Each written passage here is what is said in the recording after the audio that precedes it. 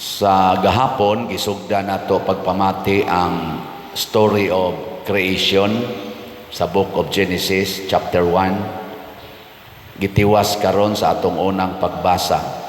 O kada gyud human sa gibuhat sa Ginoo, kanunay gid niyang isulti og nakita sa Dios nga maayo ang iyang nabuhat.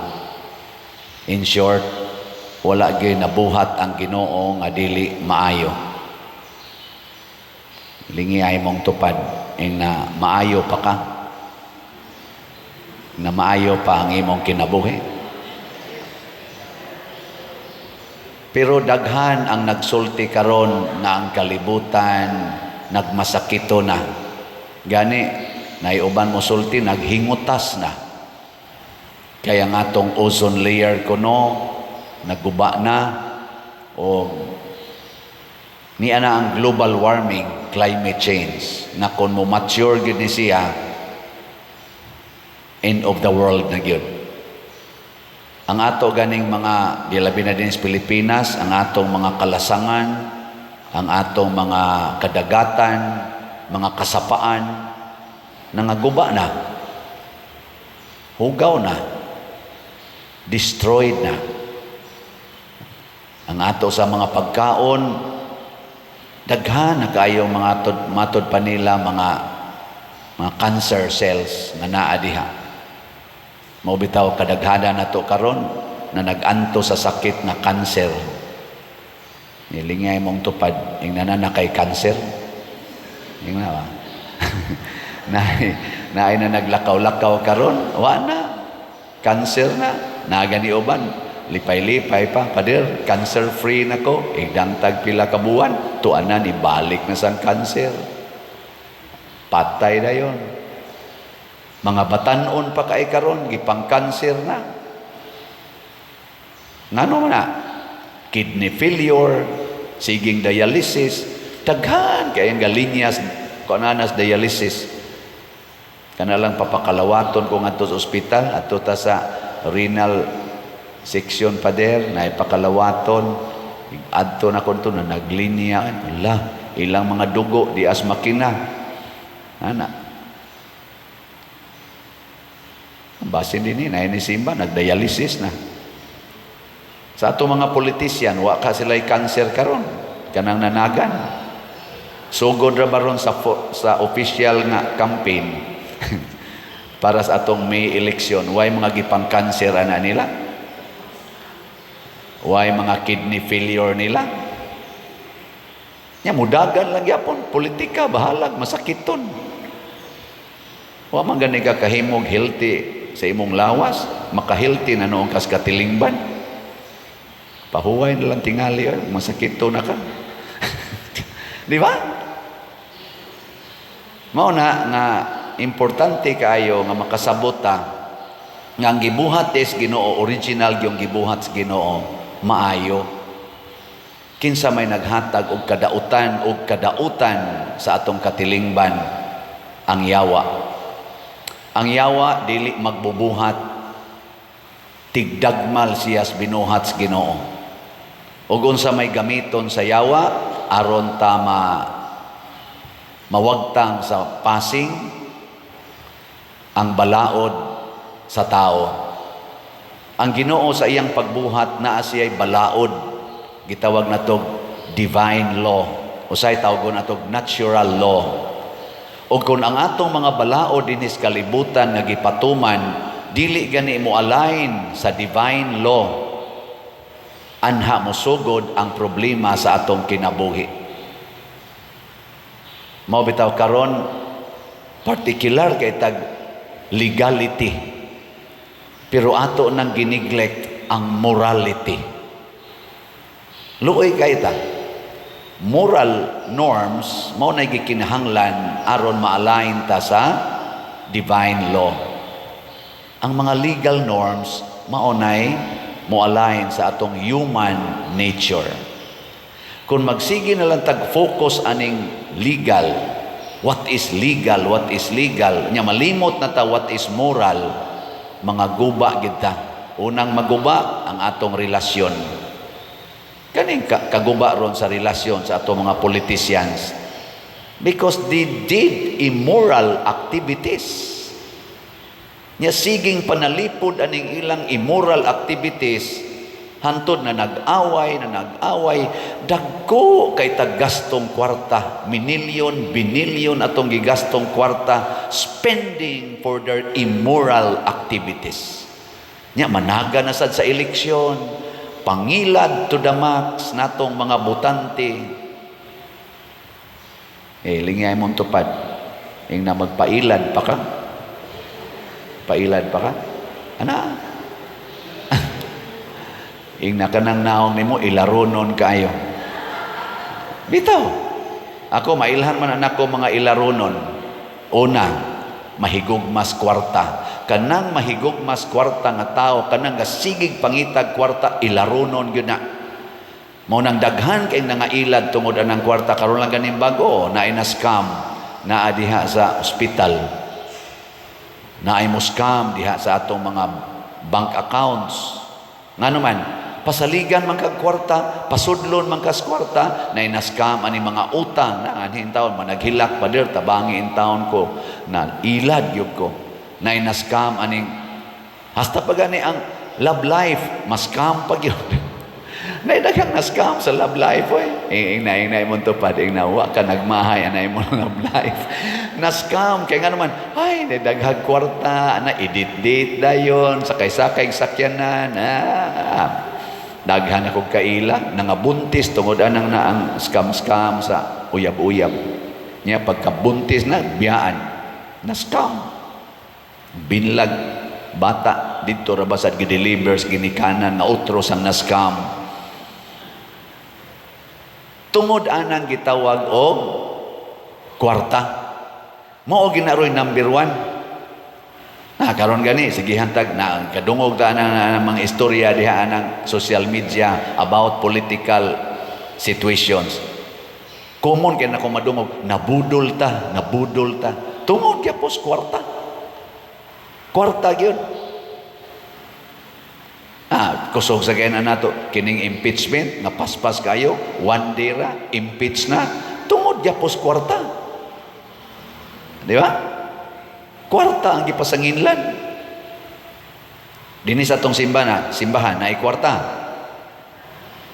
O tanawa di ba wa kita na bodol kay wa man sad mo mamalit og slot. Kamo basta pare gani mo sulti hinay kay mo palit hinay jud kayo pero og papaliton gani og numeros loto numero sa swertes hala gyud linya pero ingnon gito palit mo slot kay tagaan mo sa Ginoo og grasya asa maminaw because nailad ta siyawa kwarta ang iyang gisulti. Tanawa si Kristo, kwarta ba ang iyang gigamit? Dili. Gugma ang iyang gigamit. Ang mahal nga birhen, kwarta ba ang iyang gigamit? Sa dihang nagpakita siya dito sa Our Lady of Lourdes, ngadto sa 14-year-old na sa tingan na to, Bernadette. Asam din ang Lourdes? Germany o France? France, Ang samtong tuiga.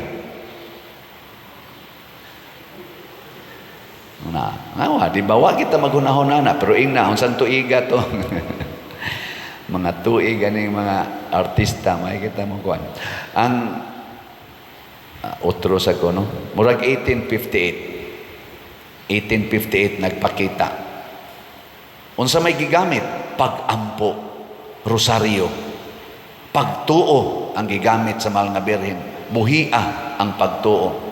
Ang masakiton nga bata dalagita 14 years old mo iyang gipakitaan aron pag matuod nga gamiton sa Ginoo ang kaning mga pobre, mga huyang dito sa Our Lady of Fatima ang gipakitaan sa mahal nga birhen mga bata kwarta bay gigamit pagampo gihapon pagampo mao na nga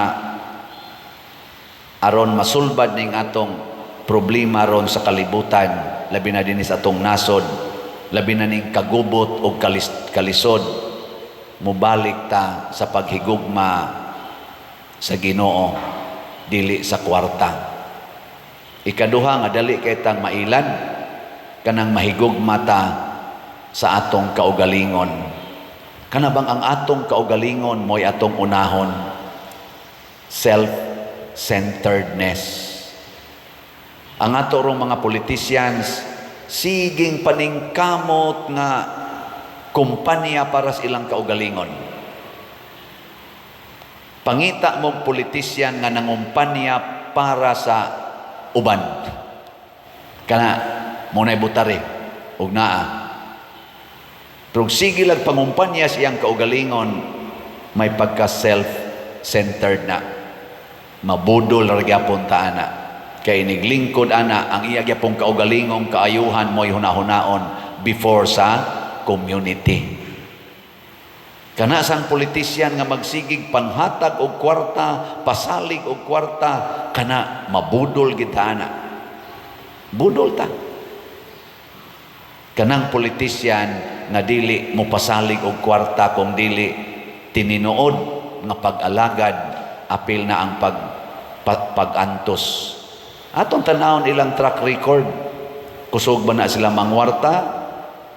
Gitabangan ba nila ang mga way kwarta? O karon na lang na sila ng hatag tungod kay eleksyon na? Mga buangon guys tanan. Ay ko ninyo tutok-tutok eh. Kaya kita din wag kita magpa-elect. Pero 127 na kabalay nga pobre gyud kay na nagyaka siyuta ang atong napatukod karon, maayo na ang ilang kahimtang. Dili na nato maihap pila ka thousands of families ang atong nahatagag bugas, pila ka masakiton ang atong natambangan sa ilang mga tambal, pila ka lungon ang atong nahatag sa mga iglulubong nga di malubong kay way lungon or wa mahuman og bayad ang lungon, pugngan masas punerarya dili ipalubong basta di mabayran. Nakatabang ta ana, wa ta magpa-eleksyon. Nganong nakatabang man ta? Kay ni ay mga tao nga atong mga parishioners online o kamong territorial parishioners nga inig-ingon ako nga ato ning tabangan manghatag gidayon.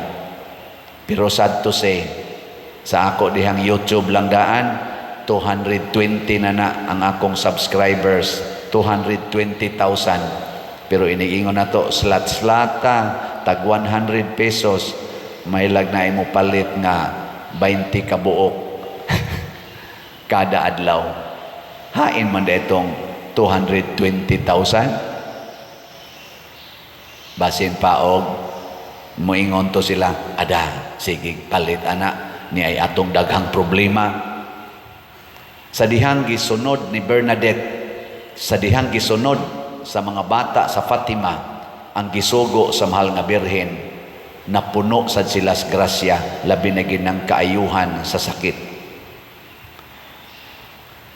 Sa dihang sundo nato ang sugo sa Ginoo, matod pa ni Kristo, sundan ninyo ang pulong sa Ginoo, dili ang pulong sa inyong katigulangan, ihatag sad nato ang kaluwasan. Tagaan tala mo one example, kanang moingon bitaw si Kristo, love your enemies.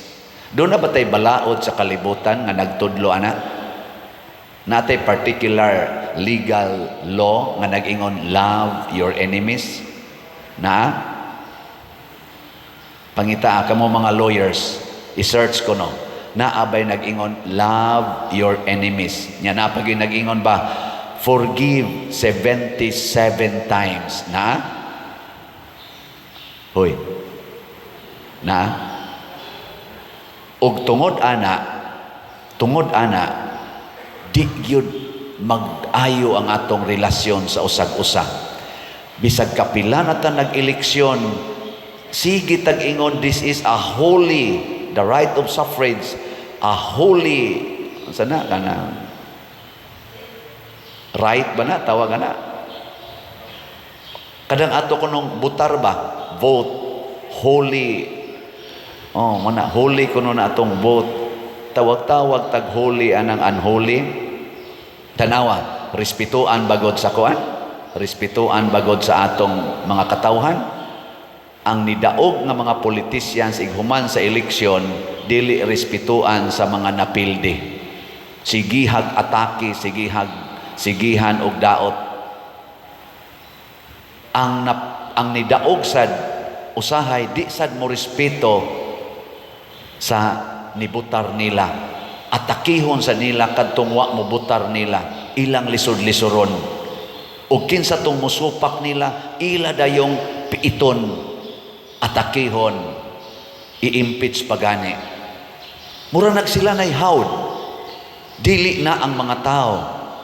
Tiyaw mo ka na, 32 million ang nagbutar. Wa man nagreklamo ang 32 million. Ang ni-impeach, 215 ra. Equal rabi ang atong votes. Kana mga congressmen, ug ang akong butar, inig panahos eleksyon, parihara na. One vote, one count. Nya tungod lang kay nakalingkod na kadiha, gamhanan na kay ka, tumbahon lang ang 32 million sa 215. Gikonsulta o sa atong 32 million unta kung unsay ilang majority decision. Una pamubutar kining 215 nga gitawag og representatives. Pero tungod aning atong human standards nga opposite to God's standard, naguba ang kahuli kunuhay sa atong eleksyon. May pagwa na eleksyon. Di ba? Ay bitaw padayon tag-eleksyon. Ato nang suwayan. Naapagining tikas panahos eleksyon. Dili lang panahos kumpanya, tinikasay, kinamangay, kuno. Kana pag yung pag-adjust sa resulta, dagdag, bawas, automated man or manual man, naagi ng dagdag bawas nga accusation. Kaluoy sa atong Pilipinas. Hinaut unta, mawa na karong panahos eleksyon. Iampo nato, mauni ang sakit nga kanser sa atong Pilipinas. Graft and corruption. Kanser na ni. Tinikasay sa eleksyon, kanser na ni.